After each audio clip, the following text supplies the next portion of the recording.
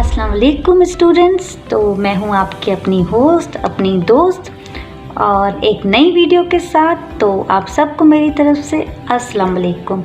उम्मीद करती हूं आप सब खैरियत से होंगे। तो चलिए अपने टॉपिक की तरफ पढ़ते हैं बिना कोई टाइम ज़ाया किए। तो डियर स्टूडेंट्स, पहले हम एक कोर्स ऑफ एक्शन का एमसीक्यू करेंगे, उसके बाद हम फर्दर आगे बढ़ेंगे ताकि मज़ीद आप क्लियर हो सकें कि ये क्या है, क्यों है, और आप समझ सकें कि ये किस तरह करना है। क्योंकि आपकी जो पीएमएस की जो बुक है उसमें ज़्यादातर जो एमसीक्यू हैं वो कोर्स ऑफ एक्शन के हैं, तो आपको इनको समझना लाजमी है और बहुत अच्छे से समझना लाजमी है। तो डियर स्टूडेंट्स, सबसे पहले हम देखेंगे कि स्टेटमेंट क्या कह रही है, स्टेटमेंट को समझने की कोशिश करेंगे, उसके बाद हम आगे फर्दर बढ़ेंगे। तो डियर स्टूडेंट्स, स्टेटमेंट कह रही है कि many medical and engineering graduates are taking up jobs in administrative services and in banks. तो स्टूडेंट्स, ये स्टेटमेंट आपकी स्क्रीन पर भी शो हो रही होगी, फिर भी मैंने इसको पढ़ा है ताकि आप मज़ीद क्लियर हो सकें। तो स्टूडेंट्स, स्टेटमेंट कह रही है कि काफ़ी मेडिकल के स्टूडेंट्स और इंजीनियरिंग के स्टूडेंट्स आफ्टर ग्रेजुएटिंग वो जॉब्स ले रहे हैं, किन में? एडमिनिस्ट्रेटिव सर्विसेज में एंड इन बैंक्स में। एडमिनिस्ट्रेटिव सर्विसेज आप समझते होंगे किस चीज़ को कहते हैं। तो स्टूडेंट्स, एडमिनिस्ट्रेटिव सर्विसेज होती हैं जिसमें आप देखते हैं पीसीएस, सीएसएस, इनको एडमिनिस्ट्रेटिव सर्विसेज कहा जाता है। तो देखना ये है कि जो मेडिकल स्टूडेंट्स हैं और इंजीनियरिंग के स्टूडेंट्स हैं वो क्यों इस तरफ अपनी फील्ड को छोड़ के दूसरी फील्ड की तरफ उनका रुझान ज़्यादा है, उनका इंटरेस्ट ज़्यादा है। तो कोर्स ऑफ एक्शन देखते हैं। Number 1, all the professionals should be advise to refrain from taking up such jobs. अब कह रहे हैं कि जो भी ग्रेजुएट्स हैं, जो भी प्रोफेशनल हैं, जो कि अपनी फील्ड के प्रोफेशन है, उनको रोका जाए कि वो इस दूसरी जॉब्स ना लें। ठीक है। अच्छा, दूसरा पॉइंट है government should appoint a committee to find out the reasons for these professionals taking up such jobs and to suggest remedial measures. अच्छा, देखें कि ये दो जो पॉइंट्स हैं, ये दो जो कोर्स ऑफ एक्शन है, जिसमें जो पहला है आप ये नहीं कर सकते। क्यों नहीं कर सकते? हम एक ऐसे मुल्क में रहते हैं जो आज़ादी के नाम पे बना है, हम एक रिपब्लिक स्टेट में रहते हैं जहाँ इंसान को कॉन्स्टिट्यूशनल राइट है कि वो अपना करियर खुद चूज़ करेगा, अपनी फील्ड खुद चूज़ करेगा, वो खुद सोचेगा, खुद करेगा, और उसकी अपनी एक समझ है। वो क्यों ये कर रहा है, आप उसको रोक नहीं सकते कि आप जो हैं ये चीज़ मत करें। हाँ, आप उसको सिर्फ एडवाइस कर सकते हैं कि आप सोचें, मत करें इस तरह, लेकिन आप उसको रोक नहीं सकते क्योंकि ये आपका कॉन्स्टिट्यूशनल राइट नहीं है। हमारा कॉन्स्टिट्यूशन इनको राइट दे रहा है कि आपको जो करना है, जैसे करना है, इवन आपकी वो रिलीजियस फ्रीडम है, आपकी प्रोफेशनल फ्रीडम है, ये सब हमारा कॉन्स्टिट्यूशन इनको प्रोवाइड कर रहा है। तो ये तो नल एंड वाइड हो गया। जो फर्स्ट पॉइंट है ये तो हो ही नहीं सकता।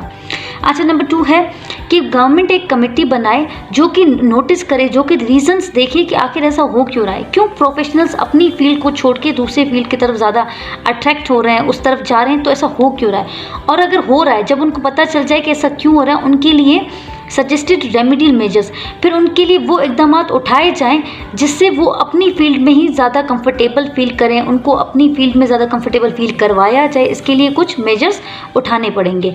तो जो नंबर 2 है वो बिल्कुल हो सकता है डियर स्टूडेंट्स, ये बिल्कुल पॉसिबल है। गवर्नमेंट ये चीज़ कर सकती है, एनालाइज करना, प्रॉब्लम को समझना, फिर उसके ऊपर वर्क करना, ये गवर्नमेंट का काम है। वैसे भी आप अगर गवर्नमेंट स्ट्रक्चर देखो तो ये उसका काम है। तो बिल्कुल नंबर 2 जो है वो हो सकता है। तो आंसर क्या होगा? Number 2 follows. ये चीज़ आप याद रखिएगा डियर स्टूडेंट्स। तो ये आज आपके वो 3 वोकैब के वर्ड्स हैं जो कि मैं रोज़ आपको देती हूँ। तो ये आज 3 वोकैब के वर्ड्स, कल वाले और आज के मिला के हो गए 6। इस तरह आपको जो आपकी स्टेटमेंट्स हैं आपको उसमें भी हेल्प होगी, उसको समझने में भी हेल्प होगी, आपकी वोकैब भी बढ़ती रहेगी, साथ साथ आपको सिनोनिम्स का भी अंदाज़ा हो जाएगा, और इस तरह आपकी काफ़ी चीज़ें एक साथ क्लियर हो जाएंगी। तो डियर स्टूडेंट्स, आज कुछ न्यू एमसीक्यूज़ की तरफ चलेंगे जिसका पेज नंबर मैंने यहाँ मेंशन कर दिया है, और इसके अलावा जो पिछला एमसीक्यू था उसका भी बिल्कुल पेज नंबर आप लोगों ने देख लिया होगा, या फिर मैं अभी बता देती हूँ। उसका पेज नंबर था 736 और इसका पेज नंबर है 755, उसी बुक से जिसका कल मैंने आप लोगों को रेफरेंस दिया था। तो डियर स्टूडेंट्स, वो जो पिछले एमसीक्यूज़ थे वो कोर्स ऑफ एक्शन के थे, और ये जो एमसीक्यूज़ हैं ये कॉज एंड इफ़ेक्ट्स के हैं। दोनों में बहुत ज़्यादा डिफरेंस है, आपको समझने की देर है। तो पहले इसका स्टेटमेंट पढ़ लेते हैं, उसके बाद आगे चलते हैं। तो डियर स्टूडेंट्स, जो पहला स्टेटमेंट है, large number of the people living in the low living areas has been evacuated during the last few days to suffer safer places. ठीक है, एवाक्यूएटेड का मतलब होता है एक जगह से निकालना, उनको शिफ्ट करना, उनको मतलब जैसे जगह चेंज की जाती है ऐसी तरह।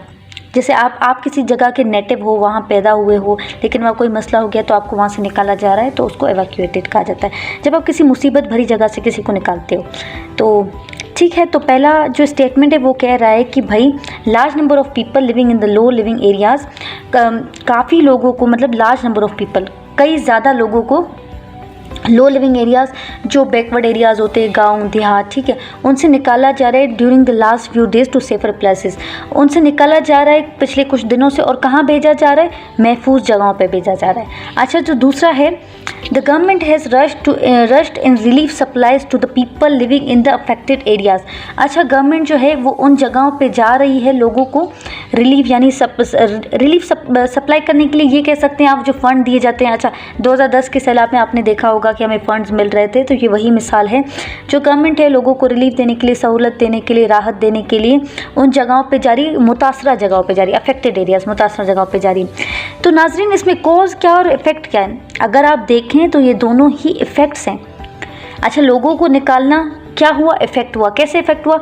कि भाई मसलन मैं एक एग्जांपल दे रही हूँ, सैलाब आ गया, ठीक है, सैलाब आया, जो कॉज है वो सैलाब है, सैलाब कॉज है, फ्लड कॉज है। ये दो जो हैं उसके इफ़ेक्ट्स हैं। इफ़ेक्ट कैसे हैं? कि भाई सैलाब आया, ठीक है, उसके बाद क्या हुआ? उसके बाद लोगों को वहाँ से निकाला गया, उसके बाद गवर्नमेंट ने लोगों को रिलीफ पहुँचाने के लिए इक़दाम किए, तो ये सब क्या हुआ? इफ़ेक्ट्स हुआ। तो इसका आंसर क्या होना चाहिए?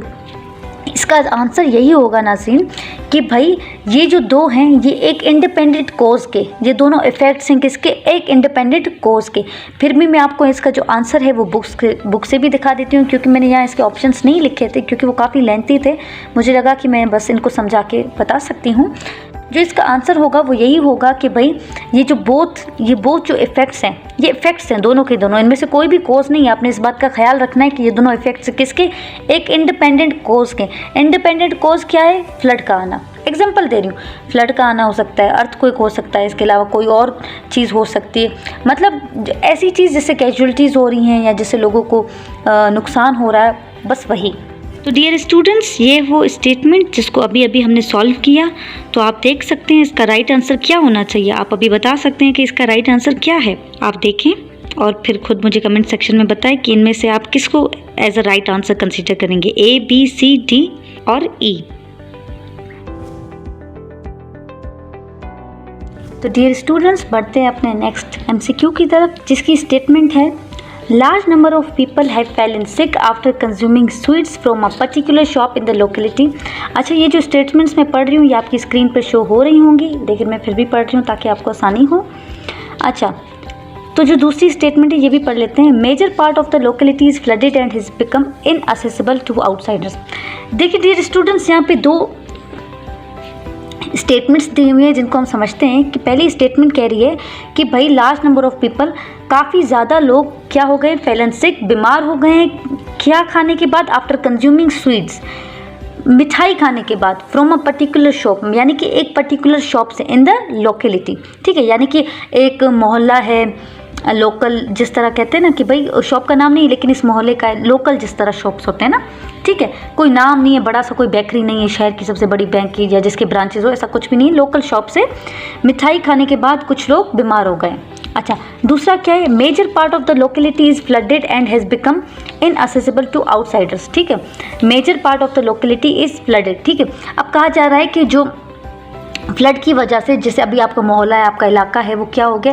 फ्लड की वजह से, अभी देखिए पानी भर गया फ्लड की वजह से, and has become inaccessible to outsiders. अब क्या हो गया? जो बाहर वाले वो अंदर नहीं आ सकते, ठीक है, इनअसेसिबल मतलब उनके लिए अब असेस नहीं, अप्रोच नहीं है, ठीक है। अब वो क्या कर सकते? वो अंदर, ये जो आउटसाइडर्स हैं वो नहीं आ सकते, ठीक है। तो अभी देखें ये जो दो इफ़ेक्ट्स हैं, ये इफ़ेक्ट्स मैं इसलिए कह रही हूँ क्योंकि इनका मसला कहाँ है? इनका कोई मसला ही नहीं है। तो मैं आपको एग्जांपल ये दे रही हूँ कि आप इसी से अंदाज़ा करें कि भाई अभी देखिए यहाँ साफ लिखा हुआ है कि फ्लड हो गया है, ठीक है, फ्लड आया है। तो अभी आप अंदाज़ा करें कि जो कोज़ है वो फ्लड है, ठीक है। आप स्टेटमेंट को बहुत अच्छे से समझें, जो कोज़ है वो फ्लड है और ये क्या है? ये उसके इफ़ेक्ट्स है, ठीक है।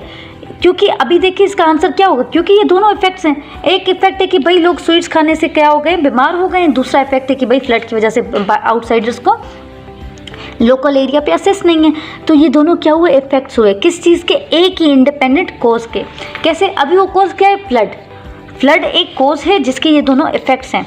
ठीक है, ये कोई खुद क्रिएट की चीज़ें नहीं हैं, ये इफेक्ट्स हैं। क्योंकि फ्लड आया उसके बाद ये चीज़ें हुई, ये उसके बाद हुई, तो क्या हुआ, इफेक्ट्स हुए। अभी देखिए ये खुद कोई कॉज नहीं है, ये कोई मसला नहीं है ना, ये खुद कोई कॉज है, ये उस कॉज के बाद आने वाले इफेक्ट्स हैं, उसके बाद आने वाले नज़र आने वाले असरात हैं। ठीक है, तो मुझे लगता है आज के लिए इतना काफ़ी है और आपको उम्मीद करती हूँ ये समझ आया होगा। और अगर थोड़ा बहुत भी समझ आया है तो do subscribe my channel, do share और कमेंट सेक्शन में मुझे ज़रूर बताइएगा कि आपको क्या समझ आया। अल्लाह हाफ़िज़।